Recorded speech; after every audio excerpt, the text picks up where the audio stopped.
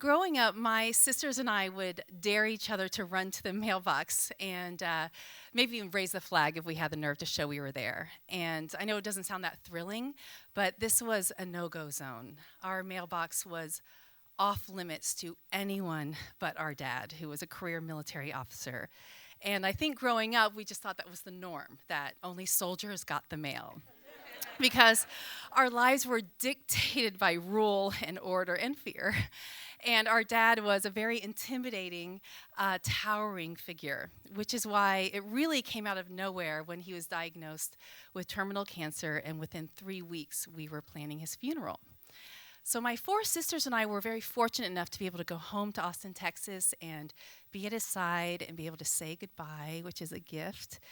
And everything was just really new and unexpected. And so, too, was the revelation when our father told us from the hospice bed, all of his 5 girls around him and all of us well into our 30s, that we had a brother. And he had a son in Germany. His son was German. And he had his son 2 years before he met my mom, and she knew about it before they got married. Of course, we looked right at her. And she knew, but she, like him, had always kept it a secret. And so all I could think of, we had always wanted a brother growing up. And my dad would be made fun of by his army buddies. And I would say, "Oh, Pat, you can only shoot pink. Look at all your girls."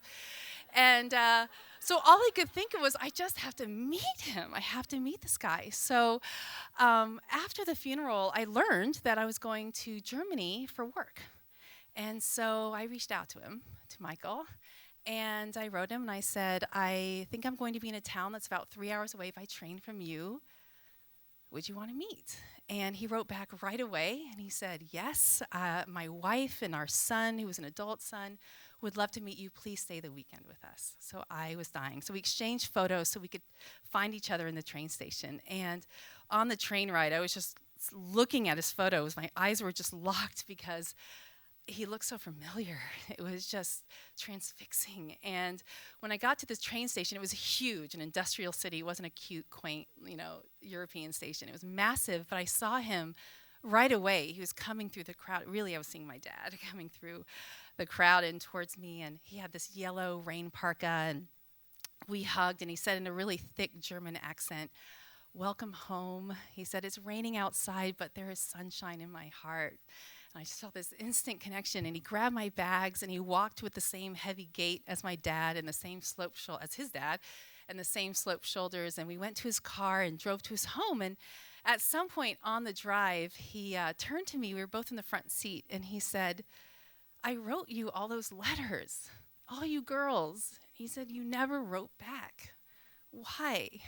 And all I could think about was that mailbox that we could never touch. And I just said, "I am so sorry." I said, "I didn't know. We didn't know. I am just so sorry." And that whole weekend, I found myself apologizing for things I had no idea were happening and things I couldn't answer for.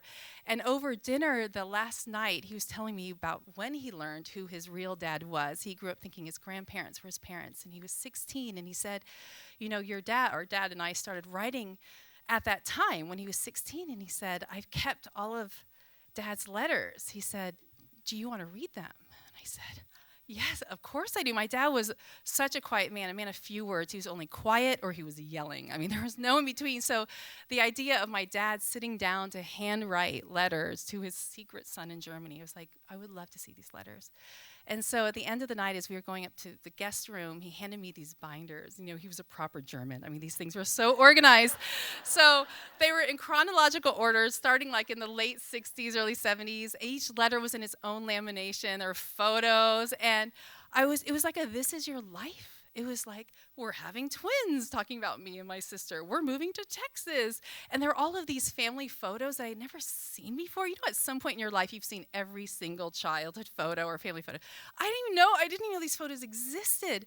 And at some point, it was like the middle of the night, 3 a.m, I started to feel that something was just off. And because I was reading my dad's letters, and then I would read Michael's reply, and I'd flip it, read my dad's letter, Michael's reply. And at some point, I was thinking, well, how are Michael's letters here in this binder? They should be like in our garage in Austin, Texas. And so the next morning, I asked Michael, I said, how do you have your own letters? I mean, shouldn't they be in the U.S.? And he said, well, every time I wrote Dad, he would always put my letter back in his envelope and send it back to me. And he said, I just always figured he didn't want them to be found. And I think he was right. And Michael never met our dad. My dad went to Germany at some point. They set a time to meet. Michael was ready. My dad didn't show. I don't know why. I can't ask him. And my father was a wonderful father to my sisters and I, but I think in my gut he was just afraid. And I thought a lot about fear since meeting Michael and how it can just get in the way of connecting and of living your life.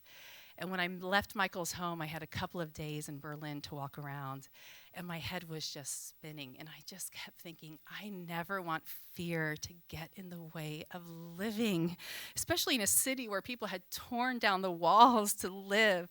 I just thought, I can't let anything get in between having connection and relationships and the opportunity to just raise my flag and say, I am here.